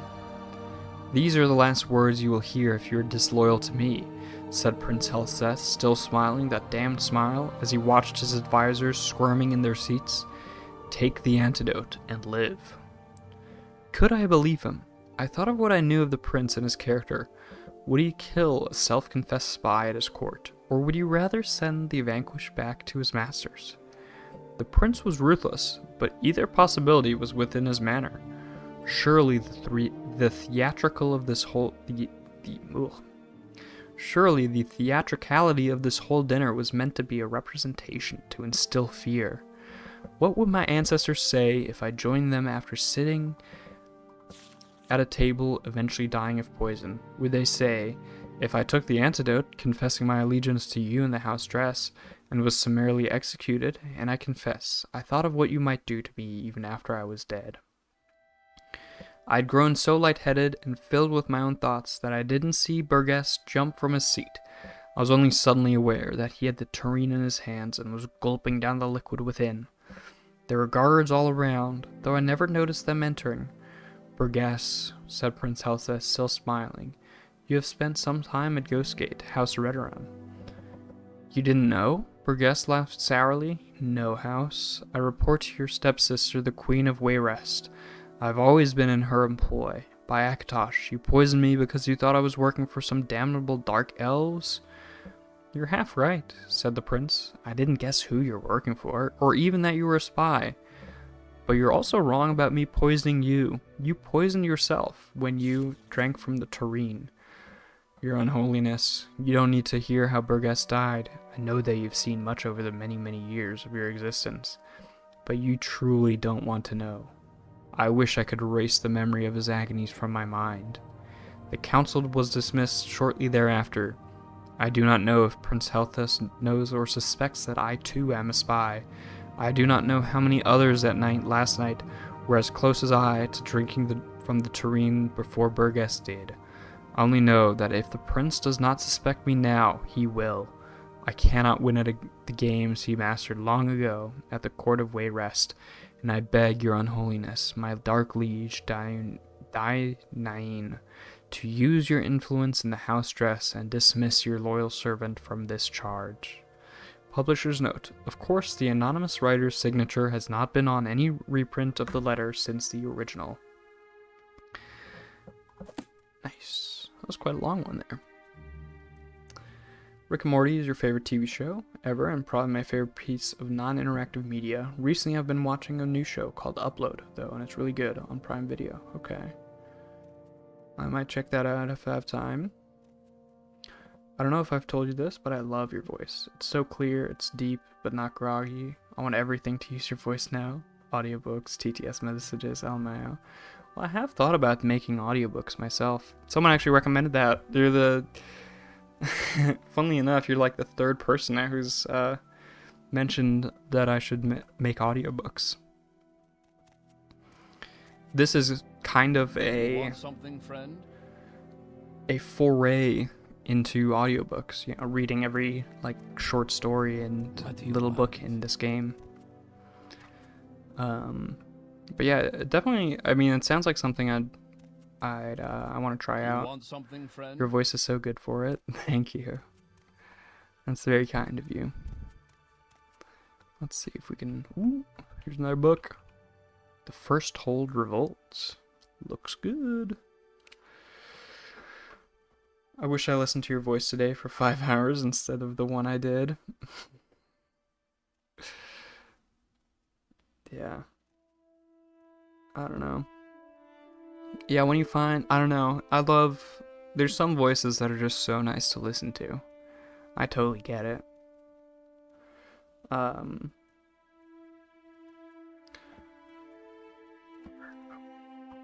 Yeah, like... I had a book report due, so I read the whole book today. Ooh, that's impressive. You must have been reading real fast then.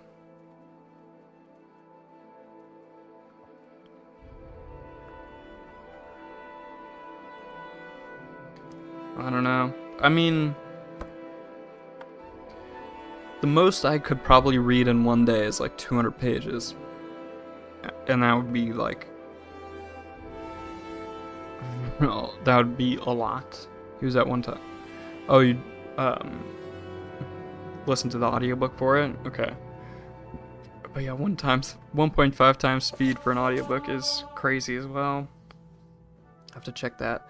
How does your voice sound sped up? I don't know. I hope it still sounds as good as it does at regular speed. Alright, The First Hold Revolt. By... Hold on, let me take a drink first.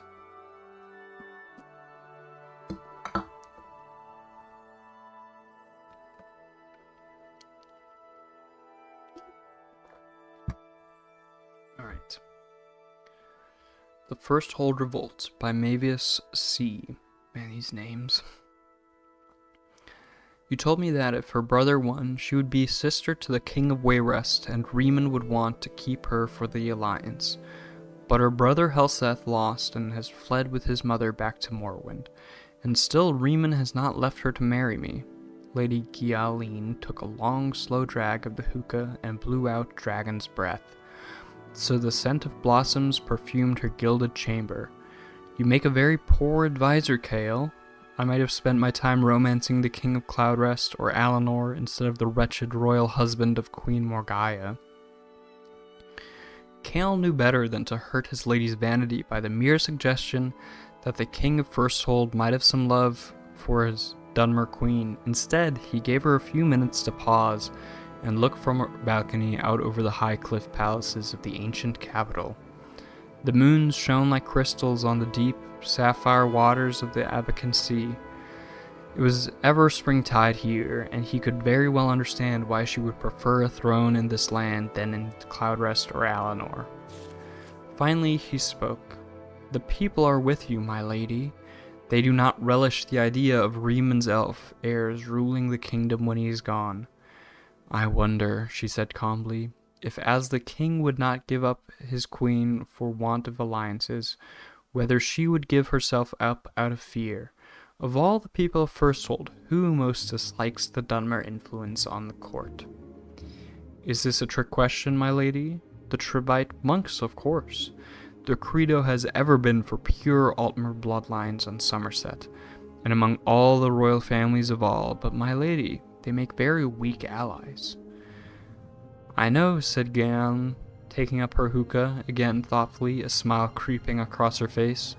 "Morgaya has seen to it that they have no power. She would have exterminated them altogether had Riemann not stopped her, for all the good they do for the country folk.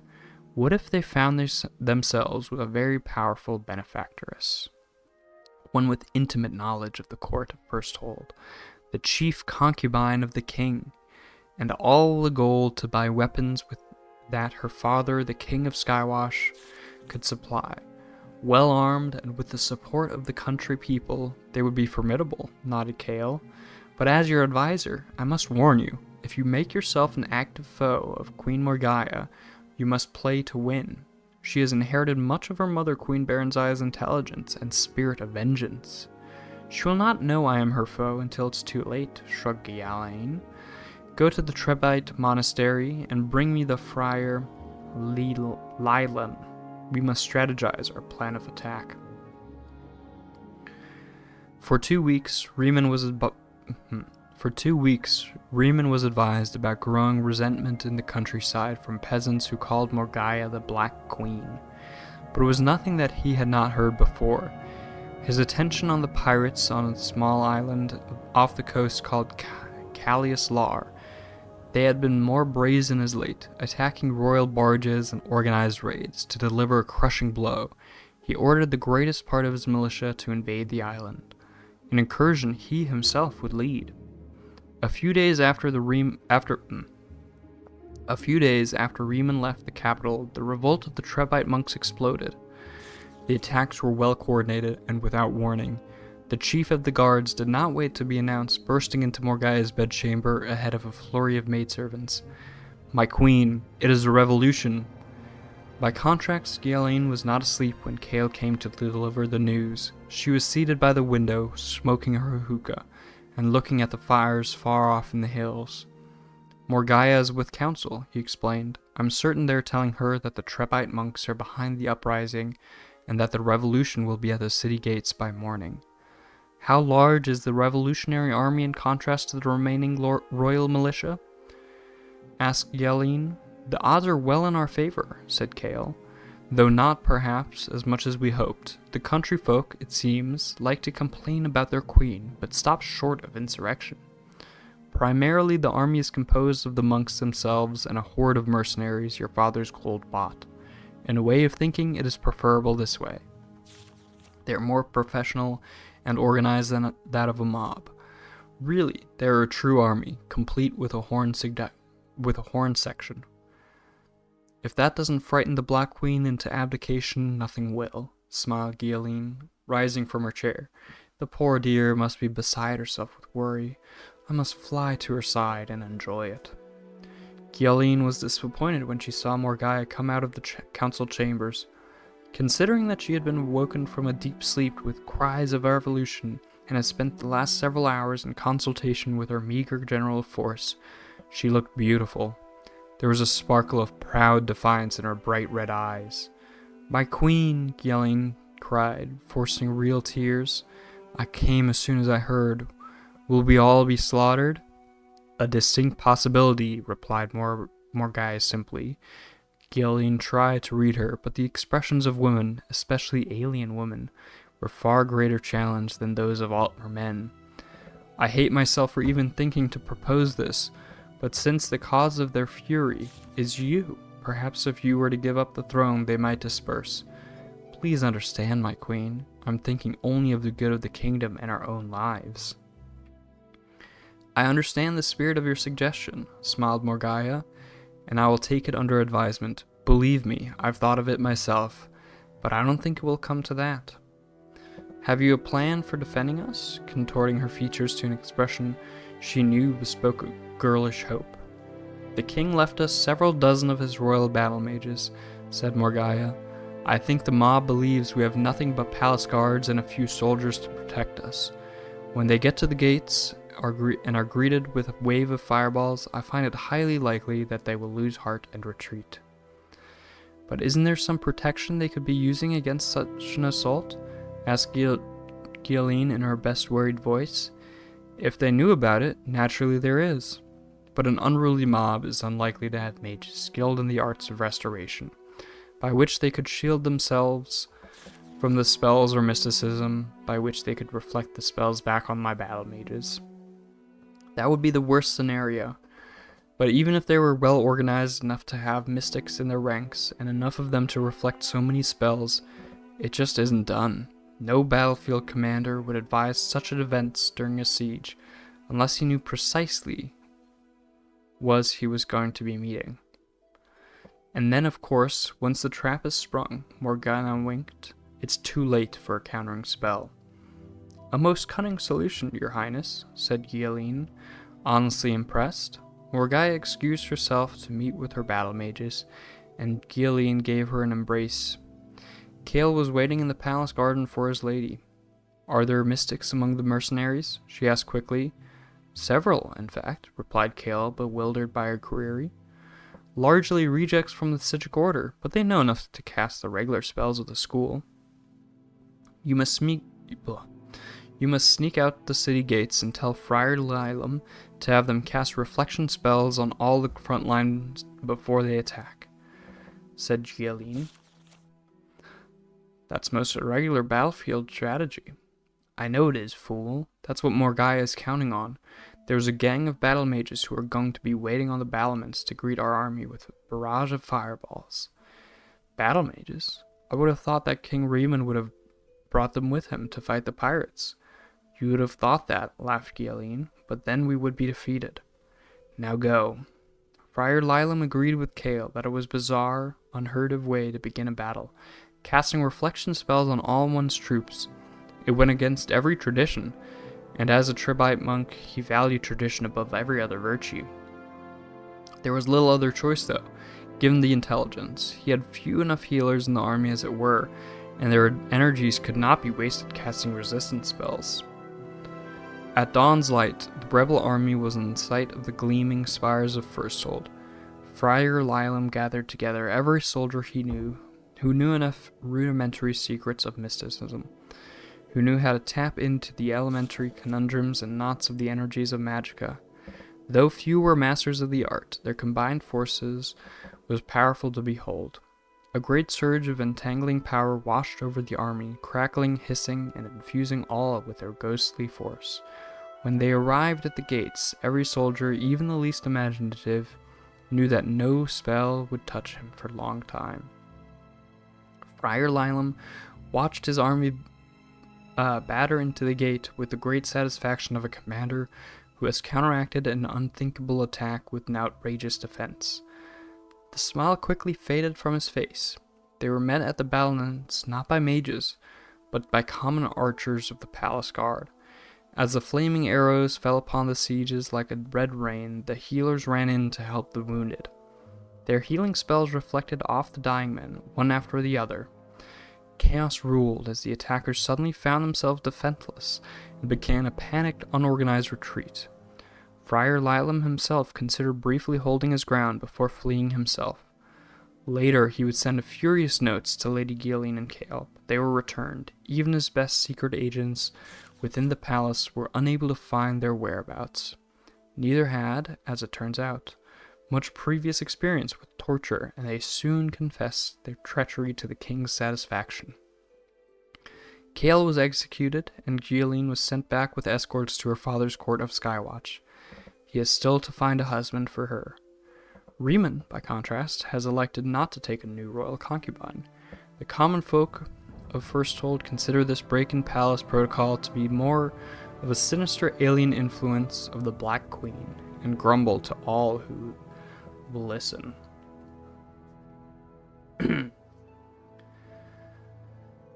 Alright, let's see what has happened in chat.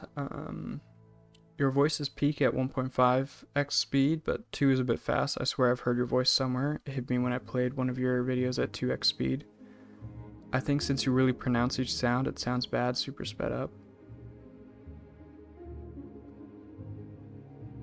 Michael Reeves. Hi, hello there. Brother is playing Yapping Simulator. So pronouncing every word, really pronouncing each sound sounds bad, sped up, I guess. That's interesting.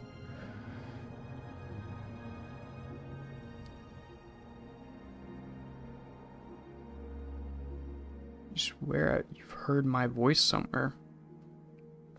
I wonder. I don't really make it. I don't know. I haven't really made anything else online in years, so I don't know.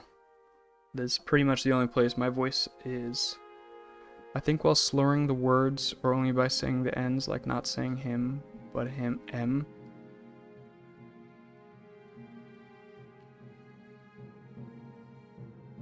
Oh. I don't know. I don't know either. You're not a vocalist, yeah. Alright. What time is it? About midnight. Let's see. Alright. This will be the last book, I think. You like music? I do too.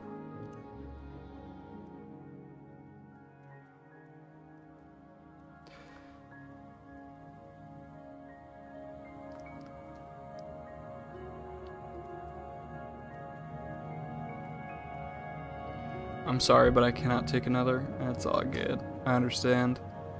This is just what I plan to do on Fridays, is reading books in Morrowind. I understand if that's not for everyone.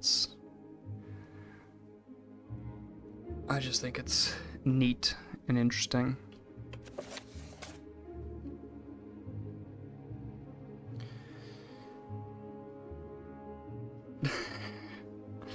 Not another book. Yeah. No, I get it. I totally understand if this series of streams is not going to be popular, but yeah. Whew. All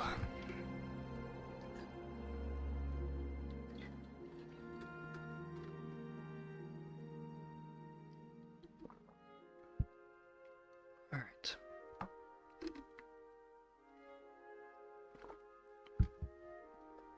Let's see. Special Flora of Tamriel by Hardin the Herbalist. The poppy in both black and white varieties may be found growing wild in the mountains of Hammerfell. Their succulent pods are often the only nourishment for adventurers who find themselves in the wilderness. Without rations, it is said that black and white poppies imbibed together have magical properties. When they are crushed and mixed with milk of the agile-footed mountain goat, the resulting potion allows the user to glide safely above ground. Fire fern, a perennial herb, is native to the province of Morrowind. The flowers are inconspicuous and often hidden. The glossy, evergreen foliage and blossoms are resistant to conditions of high heat and bright light. A petal from this plant placed under the adventurer's tongue will provide protection from the heat and fire of the lava pits and thermal streams around Dagoth Dragon's tongue, a common name for fern-like herb found in Black Marsh, is especially prolific around the area of the Ulthrus Swamp. It is a beautiful wildflower whose name comes from the fire-red fronds that protect its golden efflorescence. As pretty as it is, however, it is a deadly poison to most living beings and needs to be avoided by adventurers, especially unprotected ones, as it is lethal to the touch. It is said, however, that Argonians can handle the plant and use the sap derived from its roots to enhance their endurance. Domica redwort is an herb grown by many residents of Valenwood for their beautiful and snowy flowers. They attain a height of about 3 feet and sport feathery leaves. The flowers are usually bright red. In addition to their beauty, they are said to have the magical ability of enhancing the appearance of anyone who carries or wears one of the blooms. Ironwood nut is a hard-shelled fruit that comes from the ironwood trees growing deep in the forests of Skyrim. The wood of these trees is hard as the metal after which it is named. The very black variety of ironwood is said to produce a nut which is very succulent and believed to greaten the strength of the adventurer who is able to crack its shell and partake of it. The ginkgo leaves are found along the banks of rivers and lakes in Hammerfell, are most inconspicuous, only their peculiar half-moon shape making them noticeable. The edible foliage is very sweet and quite tasty. Legend has it that when mixed properly with the pulp of aloe plant, the resulting concoction has the ability of increasing one's stamina for a short while. The Sommelius fern can be found in the swamps of Blackmarsh. The fronds of this plant are light and green and quite delicate. Picking a frond can be very difficult, as they usually crumble to the touch, but once retrieved, it can be used to put an enemy to sleep for a short while passing it under his nose. Arrowroot is a thick rubbery tuber that can be found in the province of Valenwood. The plant is quite difficult to find as its above-ground foliage is very meager and scrawny, but the root itself can be most beneficial to the gatherer, as it has magical properties. The paste made from grinding the root is quite wholesome and can improve the user's accuracy with a bow and arrow, or other missile weapon. Nightshade is reputed to be a very poisonous herb. However, the variety found in many parts of elsewhere is cherished by Khajiit who have taken up careers in thievery. Many Khajiits will tuck a piece of nightshade inside their armor to increase their abilities to skulk, hide, and become invisible. Alright. That was interesting. So there's even some just kind of, I don't know. It's always interesting to see how in-game they talk about all the herbs. I don't know. At least I find it interesting. I know not everyone has such an obsessive interest with the Elder Scrolls series. Alright, that is going to do it for today. I hope you guys had a good time. I always enjoy my time reading books in this game, so yeah.